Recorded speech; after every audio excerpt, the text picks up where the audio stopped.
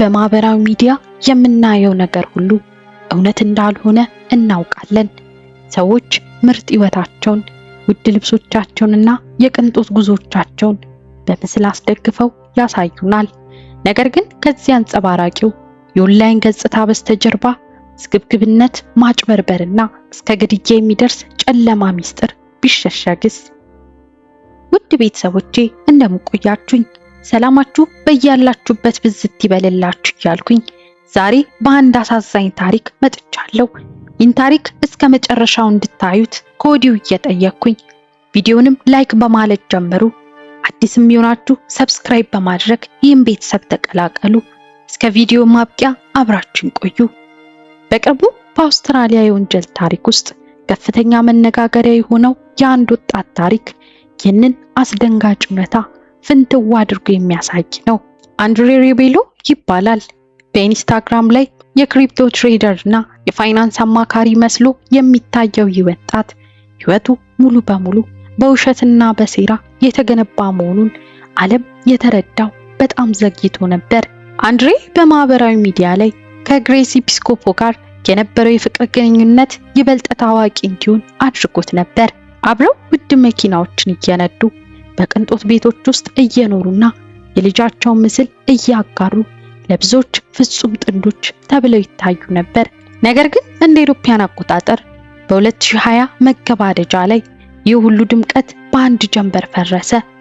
በአንድሬ ሪቤሎ የቅንጦት ህይወት በስተጀርባ የነበረው እውነተኛ የፋይናንስ ቀውስና በገዛ እናቱ ላይ የተሸረበው አስከፊ ሴራ ይፋ መሆን ጀመረ። ታሪኩ ወደ ጨለማው ገደል የገባው እንደ አውሮፓውያን አቆጣጠር በሜ 2020 ዓ.ም ነበር። የአንድሬ እናት የ51 ዓመቷ ኮሊን ሪቤሎ በምዕራብ አውስትራሊያ በሚገኘው የቅንጦት መኖሪያ ቤቷ ውስጥ በድንገት ህይወቷ አልፎ ተገኘ። መጀመሪያ ላይ ግድያው እጅግ ረቂቅና ምንም አይነት የኃይል ጥቃት ምልክት ያልነበረበት በመሆኑ ፖሊስ እንደ ተራ ድንገተኛ ሞት ቆጥሮት ነበር። ነገር ግን ከተወሰኑ ወራት በኋላ የኢንሹራንስ ኩባንያዎችና የፎረንሲክ መርማሪዎች በአንድሬ ሪቤሎ የባንክ ሂሳብና ሰነዶች ላይ ያልተለመዱ ነገሮችን ማስተዋል ጀመሩ። ታዲያ መርማሪዎቹ ያገኟቸው ዝርዝሮች ሰቅጣጭ ነበሩ። አንድሬ እናቱ ከመሞቷ ከቀናት በፊት በሷ ስም የ500,000 የአውስትራሊያ ዶላር የህይወት መድን ዋስትና በሚስጥር አስገብቶ ነበር። ይህ ብቻ አይደለም። እናቱ በሞተች በጥቂት ቀናት ውስጥ ይህንን የኢንሹራንስ ገንዘብ በራሱ ስም ለማዘዋወር የተለያዩ የፎረንሲክ ሰነዶችን፣ የህክምና ማስረጃዎችንና የዶክተሮችን ፊርማ በኮምፒውተሩ ላይ በሐሰት በማዘጋጀቱ ምክንያት በቁጥጥር ስር ዋለ። ፖሊስ መጀመሪያ ላይ በሰነድ ማጭበርበር ወንጀል ብቻ ከሰሰው። ነገር ግን የምርመራው መዝገብ ይበልጥ እየተገለጠ በሄደ ቁጥር የፖሊስ መርማሪዎች የደረሱበት ድምዳሜ መላውን አውስትራሊያ የሚያስደነግጥ ሆነ።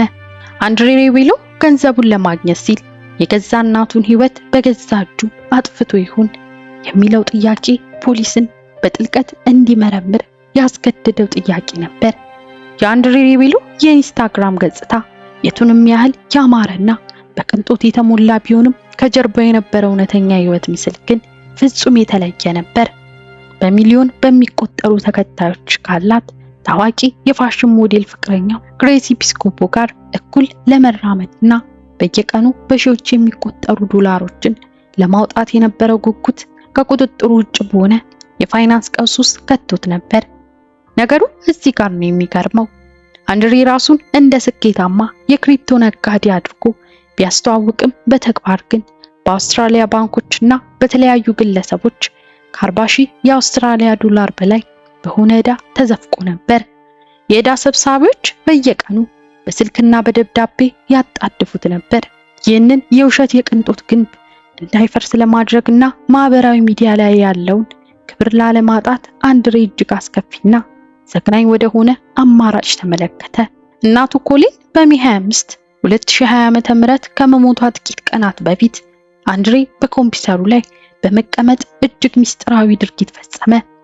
በእናቱ ስም የ1.15 ሚሊዮን የአውስትራሊያ ዶላር የሚያወጡ 3 የህይወት መድን ዋስትናዎችን በስውር አወጣ።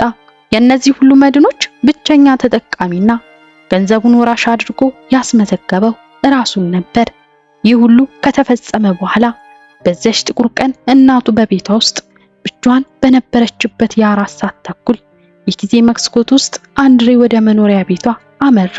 እናቱ በድንገት ህይወቷ አልፎ ሲገኝ ምንም አይነት ግልጽ የኃይል ጥቃት ምልክት ስላልነበረባት ፖሊስ መጀመሪያ ላይ አልጠረጠረም ነበር። ነገር ግን የታሪኩ መጋረጃው የተገለጠው አንድሬ እናቱ በሞተች በጥቂት ቀናት ውስጥ ያንን የ1.15 ሚሊዮን ዶላር ኢንሹራንስ ለመጠየቅ የዶክተሮችን ፊርማ፣ የፎረንሲክ ሪፖርቶችና የሞት ምስክር ወረቀቶችን በሐሰት አዘጋጅቶ ለኢንሹራንስ ኩባንያው ሲያስገባ ነበር።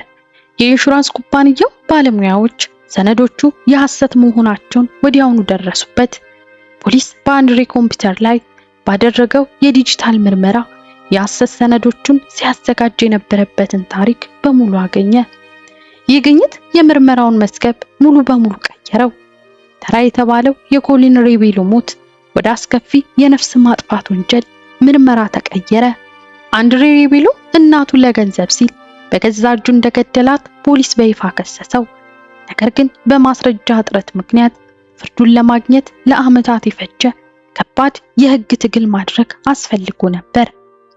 የአንድሬ ሬቤሎ የፍርድ ቤት ክርክር በአውስትራሊያ ታሪክ ውስጥ እጅግ ከፍተኛ ትኩረት የተሰጠው ክስተት ነበር።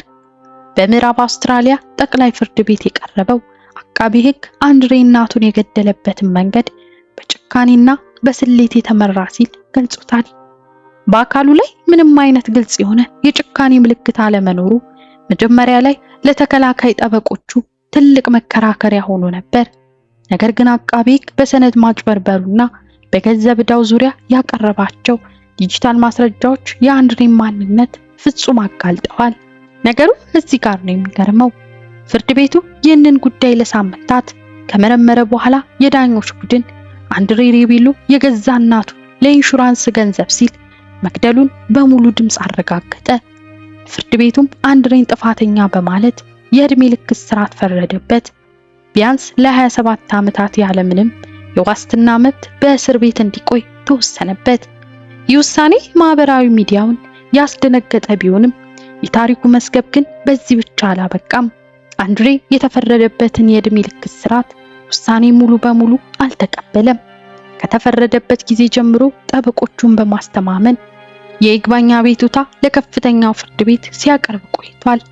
የተከላካይ ጠበቆቹ ይግባኝ ያቀረቡበት ዋናው ምክንያት የፎረንሲክ ባለሙያዎችና የሕክምና ምርመራው እናቱ በትክክል በምን አይነት የሕክምና መንገድ እንደሞተች በ100% እርግጠኝነት አለማሳየታቸውና ፍርዱ በደመ ነፍሳዊ ግምት ላይ የተመሰረተ ነው የሚል ነው።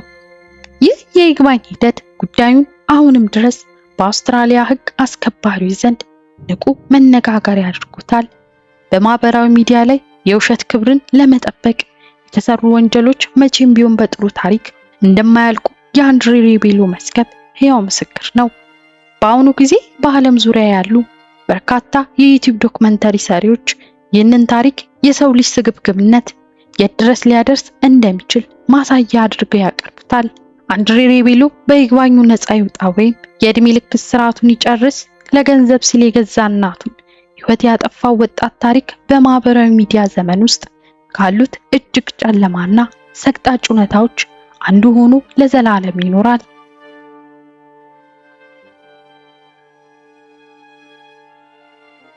ውድ ቤተሰቦቼ ለዛሬ ያዘጋጀሁት ቪዲዮ ይህን ይመስል ነበር። እስኪ እናንተስ በዚህ ታሪክ ላይ ምን ተሰማችሁ? ሐሳባችሁን ኮሜንት ላይ አሳውቁኝ። ላይክ እንዲሁም ለሌሎች እንዲደርስ ሼር እያደረጋችሁ ለዚህ ቻናልም አዲስ ሆናችሁ የምትመለከቱ ሰብስክራይብ እያደረጋችሁ ተቀላቀሉ። በሌላ አዲስ የወንጀል ታሪክ እስክንገናኝ ድረስ ቸር ቆዩልኝ።